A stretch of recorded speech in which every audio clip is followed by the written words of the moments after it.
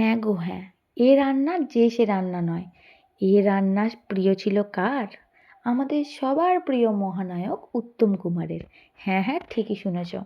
তার জন্য মানে মহানায়ক উত্তম কুমারের জন্য কিন্তু এই রান্নাটা করতেন সুপ্রিয়া দেবী।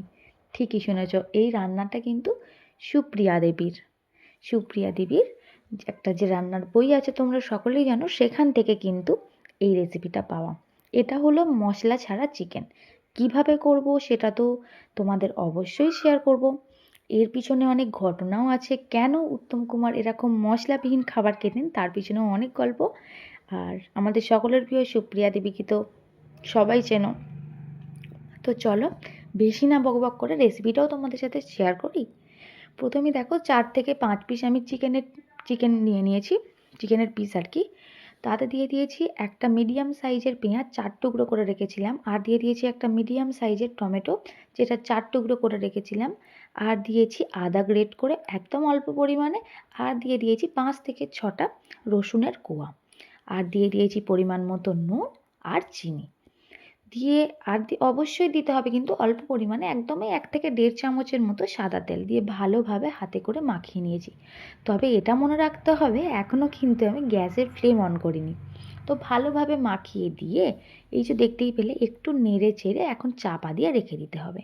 আর কোনো কাজ নেই, বিশ্বাস করো, কোনো কাজ নেই। আরে আরে, একটা জিনিস বলতে ভুলেই গেলাম, কাঁচা লঙ্কা দিয়েছিলাম কিন্তু আমি। কাঁচা লঙ্কাটা কিন্তু হতে হবে হলদে, কারণ সুপ্রিয়া দেবী কিন্তু এই লঙ্কাই ব্যবহার করতেন। আর অবশ্যই সেখান থেকে দানাগুলো ছাড়িয়ে নিতে হবে, মানে দানাগুলো বা বীজগুলো বলতে পারো, বের করে নিতে হবে। তো এবার বলি যে এই মশলা ছাড়া চিকেন উত্তম কুমার মানে আমাদের সকলের প্রিয় মহানায়ক উত্তম কুমার কেন খেতেন। তো মহানায়ক যখন প্রথমবার হৃদরোগে আক্রান্ত হন, তো তখন ডাক্তার কিন্তু কঠিনভাবে বলে দিয়েছিলেন যে ওনাকে কোনো মশলা জাতীয় বা ঝাল রিচ বা তেল জাতীয় খাবার কিন্তু ওনাকে দেওয়া যাবে না। তো এদিকে মানে আমাদের মহানায়ক উত্তম কুমার কিন্তু অত্যন্ত পরিমাণে খেতে ভালোবাসতেন। খাবার বিষয়ে তিনি একদম খুবই আর কি খুবই ভালোবাসতেন, যেটুকু মানে মানুষ খেতে ভালোবাসলে যা হয়। তাই স্বাভাবিকভাবেই মশলা ছাড়া খাবার তো মুখে রুচবে না, সেটাই স্বাভাবিক ব্যাপার। তাই আমাদের সকলের প্রিয় সুপ্রিয়া দেবী কী করতেন, অনেক কিছু চিন্তা ভাবনা করে ওনার জন্য এই ধরনের রান্নাগুলো বের করতেন, যাতে কিন্তু একদমই মশলা থাকতো না তেলও, অথচ খেতে কিন্তু অসম্ভব সুন্দর এবং বলতে পারো অসাধারণ হতো, একদম সুস্বাদু। এটা কেন বলছি, কারণ আমি নিজে এই রেসিপিটা খেয়ে এই রেসিপি মানে এই যে রান্নাটা আমি করছি খেয়ে দেখেছি, মানে দারুণ হয়। একদম মশলা নেই, যেটা তোমরা দেখলে মশলা ছাড়া চিকেন দুর্দান্ত স্বাদের হয়। তো দেখছো ঢাকা দিয়েই এইভাবে প্রায় 10 থেকে 12 মিনিট মতো আমি জল না দিয়ে কিন্তু ঢাকা দিয়ে রান্না করেছি।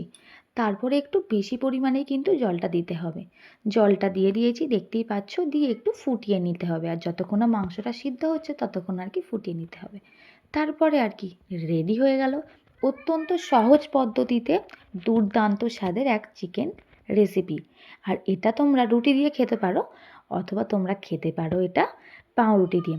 শীতের সন্ধ্যায় কিন্তু জমে যাবে একবারে। যদি চাও দুর্দান্ত স্বাদের হবে, আবার হবে স্বাস্থ্য সচেতন। তাই তো বলবো, এত সুন্দর রেসিপিটা অবশ্যই বাড়িতে একবার ট্রাই করো। একদমই টাইম বেশি লাগে না, আর খেতে হয় দুর্দান্ত স্বাদের। অবশ্যই বাড়িতে একবার ট্রাই করো। এরপর আমি আর কিছু বলবো না এই রান্নার সম্বন্ধে, যেটা কেমন হয়েছে। এবার তোমাদেরকে এই রান্নার সম্বন্ধে বলবে মা।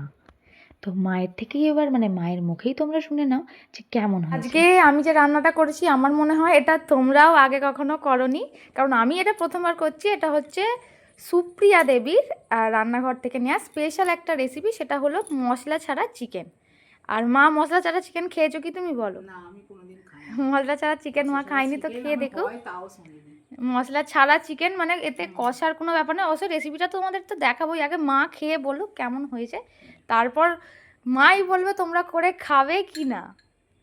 একটু খেয়ে দেখুক, তারপর মায়ের রিয়াকশানটা দেখি, তারপর তোমাদের সব বলবো যে মানে মশলা ছাড়া চিকেন, মশলা তুমি এটা ছাড়া বলো। চিকেন ভালো, মানে খুব শীতকালের জন্য, খুব টেস্টি মানে হয়েছে। শীতকালের জন্য এটা হচ্ছে বেস্ট। একটু হ্যাঁ, পাউরুটি থাকলে আর কিছু লাগবে না, এবার ওইটা দিয়ে একটু পাউরুটি দিয়েও খেয়ে দেখো।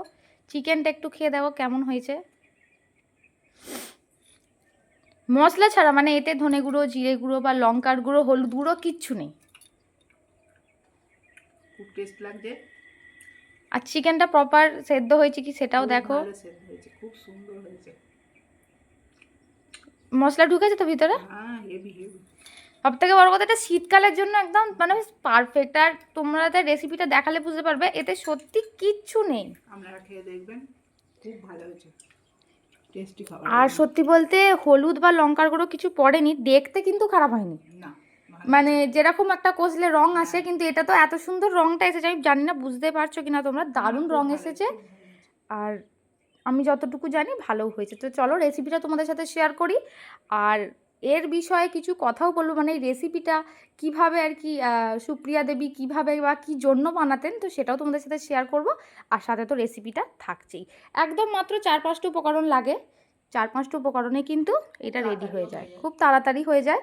আর বাচ্চা থেকে বড় সবাই খেতে পারবে, একটা যে কোনো বাচ্চাও খেতে পারবে।